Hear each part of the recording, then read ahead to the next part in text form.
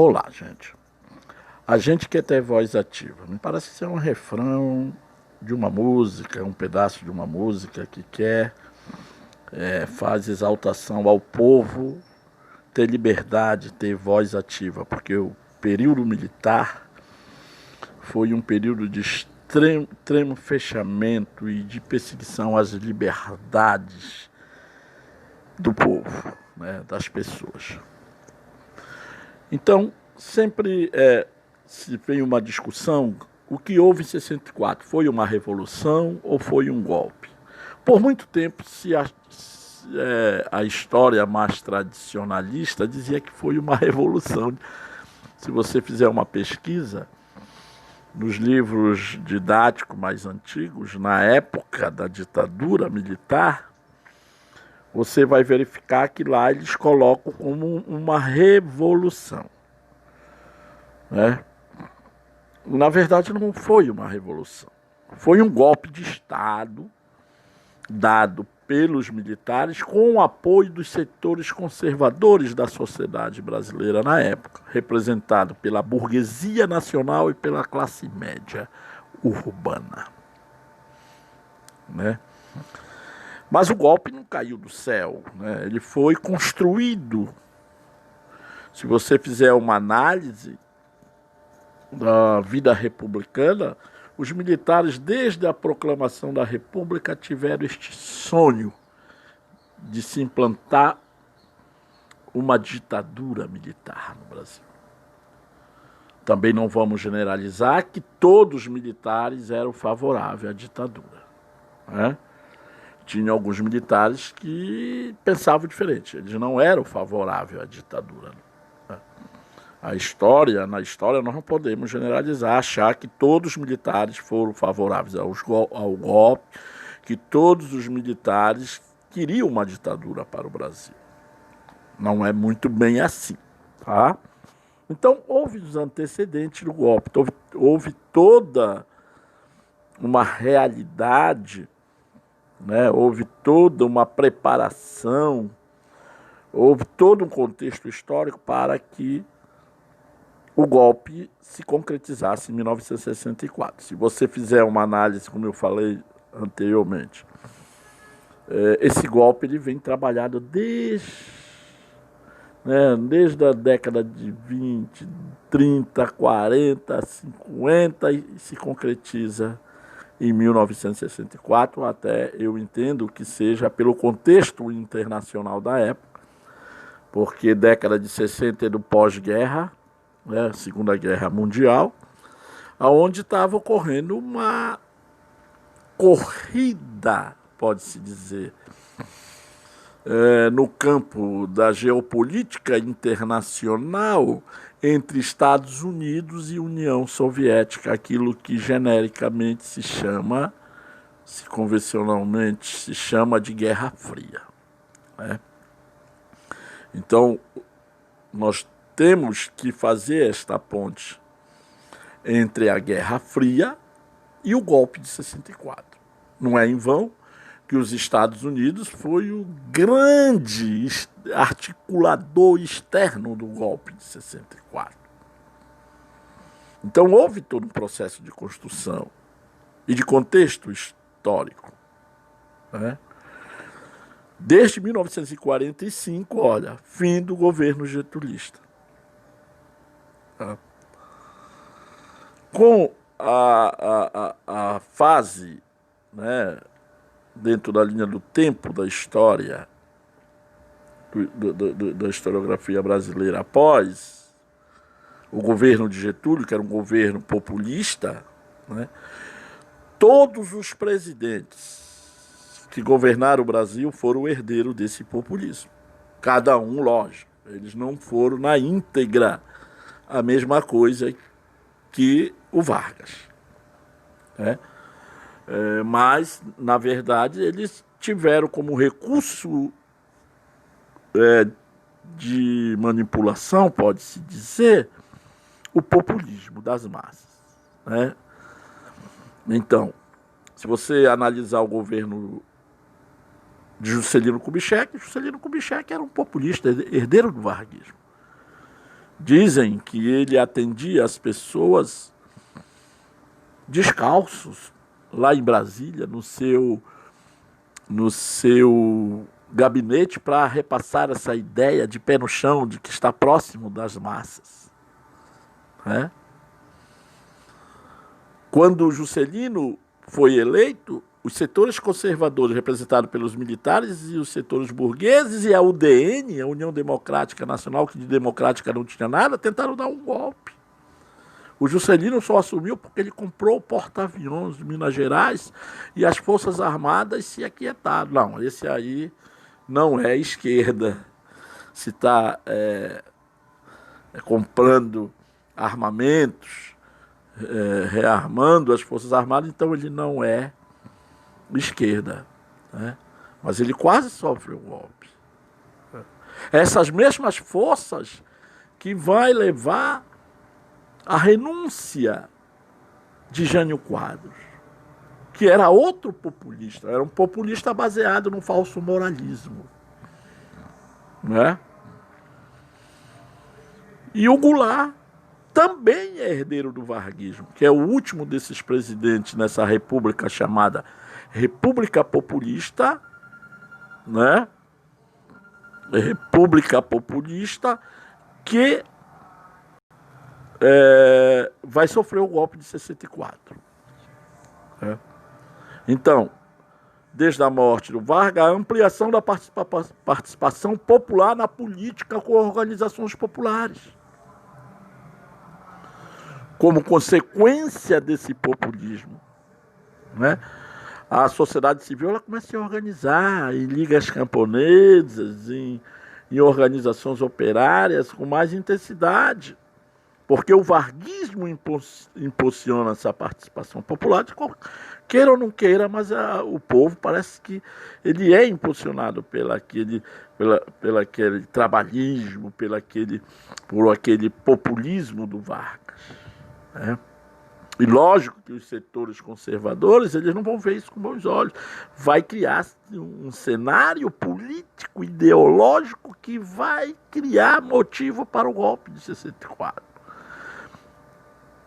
Na ideia de que o Brasil, o perigo vermelho, que o Brasil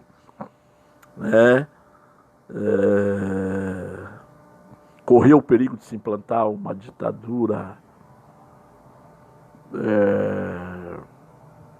popular, uma ditadura esquerdista, uma ditadura comunista no Brasil, no modelo de Fidel Castro em Cuba, partindo do pressuposto que Fidel Castro tinha feito a revolução lá em Cuba em 1959. Veja bem que está muito próximo do contexto de 1959 para 64, não é muito tempo. Tá?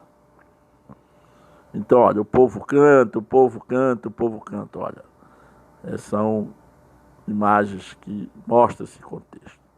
Os conservadores temiam o magnata do Brasil para o lado socialista. Eu, particularmente, dentro da minha visão, eu acho que é um pouco de exagero nisso. Não é? O Brasil não tinha uma estrutura de organização revolucionária igual a Cuba. Né? O que vai acontecer, na verdade, são movimentos esporádicos no campo e na cidade que, a meu ver, não tinha condições de tomada de poder no Brasil. E que isso vai servir como justificativa para o golpe de 64. Via as associações populares como avanços comunistas, e não como um processo de democratização. Entenderam? Então, esses setores conservadores, ele viu como um avanço comunismo, mas não como um processo de democratização, porque o Brasil, queira ou não queira, após esse período que vai de Kubitschek a 64, é um período, pode-se dizer, que alguns historiadores chamam de República Popular Democrática. Né? É um pós-Estado Novo. Né? O Estado Novo era aquele período de ditadura varguista. Né? Criam entidades para combater os esquerdistas. Então tem uma imagem aí que mostra que esses setores de direita associam, né, as manifestações das associações populares ao comunismo, para dar uma justificativa de golpe. Mas eis que chega a Roda Viva. Esse é um pedaço da música do Chico Buarque, né? Fatos e Fotos é uma revista da época que mostra a renúncia de Jânio Quadros. Relembrando, preparando o golpe. Jânio renuncia em 1961 na tentativa de aplicar um golpe.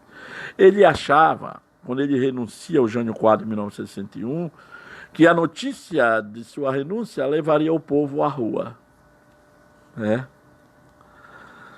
E ele se manteria no poder. Só que o tiro saiu para a culatra. O povo não aguentava mais o Jânio, né? O Collor tentou fazer isso para impedir o seu impeachment, né? Ele foi à televisão e falou, fez um discurso pedindo que as pessoas pintassem o rosto de verde e amarelo. Isso era uma forma de ele se manter no poder, né? O que foi que aconteceu? Os caras pintados, a juventude foi para a rua em São Paulo, a classe média que estava perdendo o seu poder aquisitivo, né? E começou a intensificar isso. Os caras pintadas foram os grandes, em grande parte, responsáveis pela renúncia de Collor. E o Jânio Quadros, em 61, tentou aplicar um golpe, achando que o povo iria à rua, mas o povo já não aguentava mais o governo contraditório de Jânio Quadros. O Congresso aceita a sua renúncia, ele achava que o Congresso não ia aceitar a sua renúncia. Assume seu vice, Jango. Olha lá. Quem era Jango?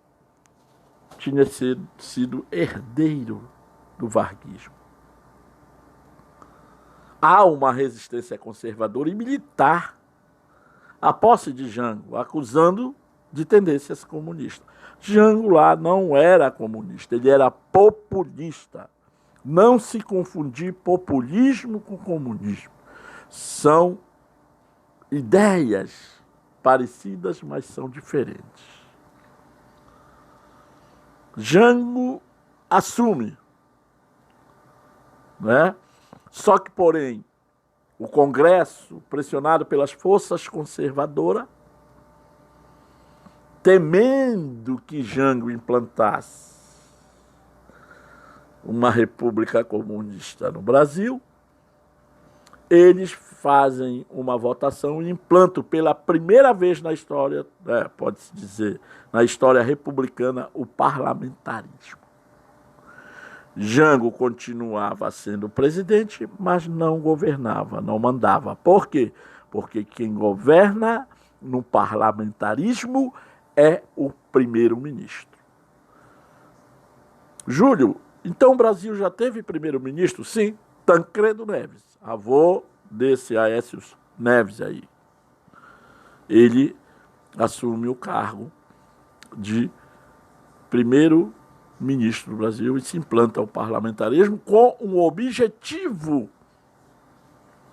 de reduzir os poderes de Jango. Ainda tinha uma coisa que um fato que tornava esse cenário político mais turbulento. Quando Jânio Quadros renuncia, Jango se encontrava fazendo visita à China, à União Soviética, à Coreia, países comunistas. E isso reforçou a ideia por esses setores conservadores que, quando ele voltasse, ele implantaria o comunismo no Brasil, né? Como digo, eu acho que há um pouco de exagero em relação a isso. Então, quando o Jango retorna para o Brasil posteriormente, ele continuava,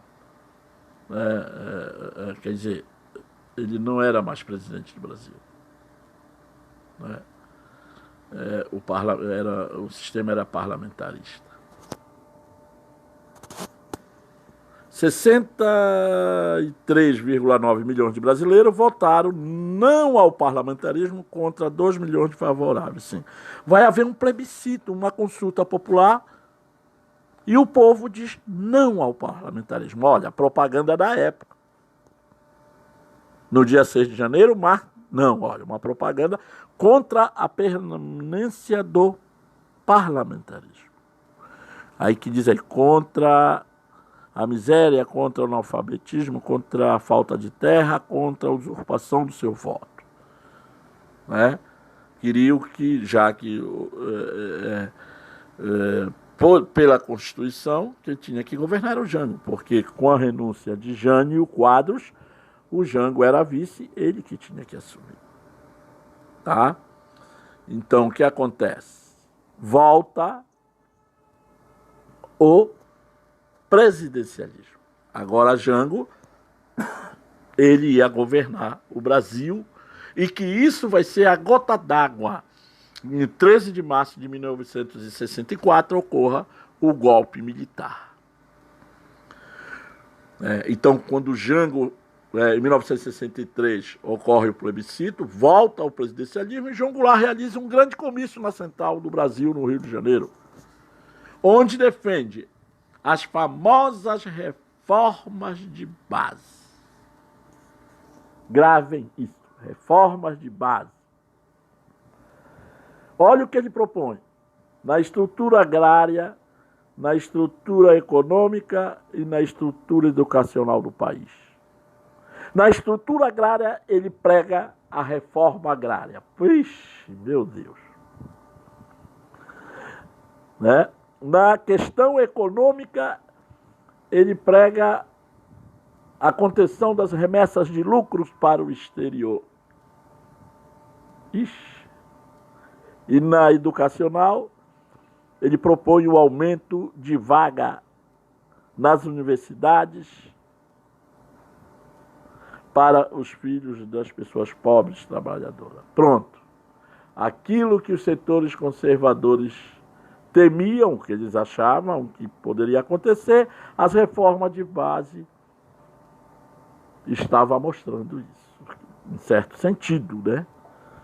Porque sempre quando se fala em reforma agrária, no decorrer da história do Brasil, sempre alia, né?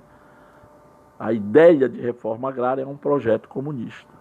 Contenção de remessas de lucro para o exterior. Qual era o país que mais se beneficiava com isso? Principalmente com a exploração de petróleo, que essa briga é velha, desde a era Vargas. Os Estados Unidos. Né? A reforma educacional é uma reforma populista, ela não é uma reforma comunista. Né? É populista, de caráter populista. Então, João Goulart começa a ser acusado de comunista, que na verdade ele era populista. Tá? Então, que atendia aos interesses dos setores progressistas da sociedade, que queriam as reformas. Mas, do outro lado, tinha os conservadores que não queriam as reformas. Quem queria as reformas? Os setores progressistas, os partidos de esquerda, as associações populares, do campo, da cidade, a classe média, baixa, pode-se dizer. E, do outro lado, os conservadores, representados pela burguesia aliada aos interesses do grande capital internacional, principalmente dos Estados Unidos, os militares conservadores, né, tradicionalistas, a classe média alta, alguns setores conservadores da igreja. Nem toda a igreja católica apoia o golpe, tem alguns setores que vão estar atrelados aos setores progressistas que vão ser contrários ao golpe de 64. Dou um exemplo, Dom Evaristo Wagner, arcebispo de São Paulo, tá? Escreveu, até coloco como sugestão de leitura, Brasil Nunca Mais, um livro espetacular na qual ele conta a história da ditadura. e os conservadores, né? Que tinham dentro da igreja, que estava ligada aos setores mais tradicionalistas da igreja. Então há uma briga, um confronto. Olha, a Guerra Fria, ela se concretizava em solo brasileiro, né? Esquerda e direita. Os partidos da oposição ao governo de Jango, a União Democrática Nacional, né? O DN, não esqueça o DN, ele vai ser grande articulador político do golpe de 64. O Partido Social Democrático, PSD, acusava Jango de estar planejando um golpe de esquerda e de ser responsável pela carestia e pelo desabastecimento que o Brasil enfrentava. Então o cenário político estava formado. O golpe era irreversível, né? Então, isso é o povo pró-Jango. Uma multidão assistindo o comício de 1962, quando ele anuncia as reformas de base.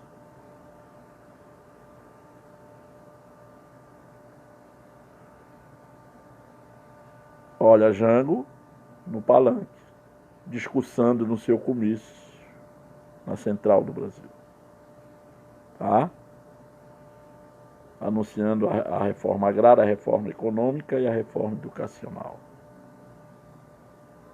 Em 19 de março, os conservadores organizam uma manifestação contra as intenções de João Goulart.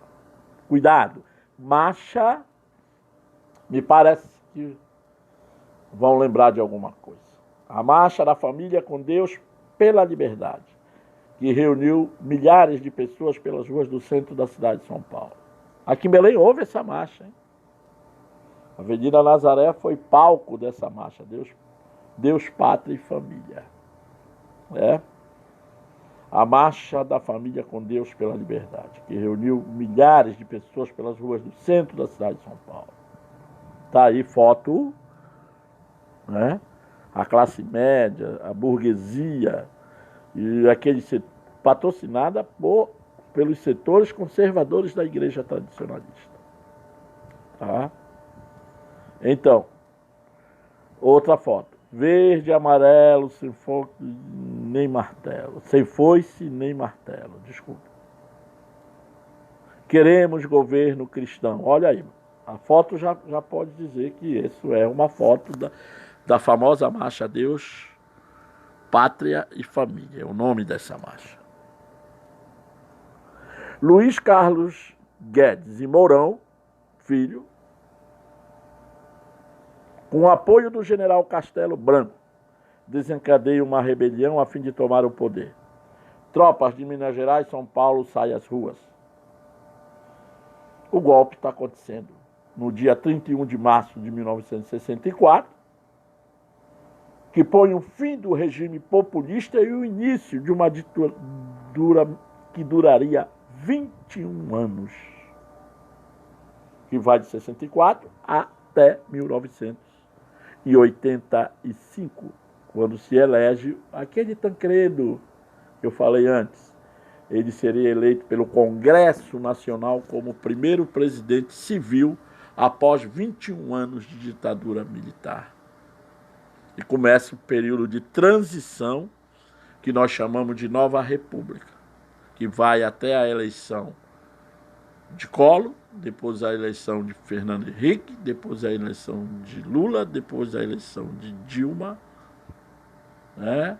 Ainda vem o governo Sarney, Itamar, e nós vamos ver isso lá para frente, se der tempo. Se Deus quiser, vai dar tempo. Está aí uma foto da época, tanques na rua, né? Tem pessoas que dizem que não houve golpe militar, então o que é essa foto?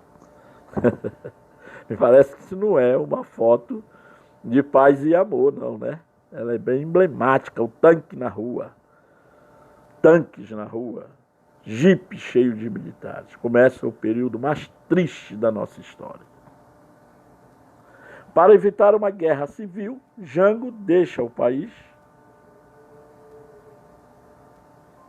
refugiando-se no Uruguai.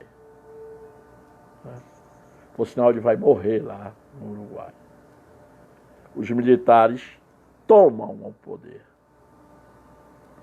Em 1º de abril de 1964, o golpe militar derrubou Jango e deu início ao período mais doloroso de nossa história. Muito obrigado. O que eu quero dizer para vocês,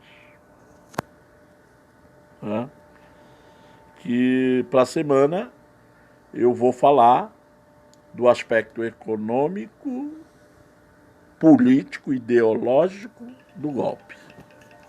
Tá? Muito obrigado. Muito obrigado mesmo. Tá?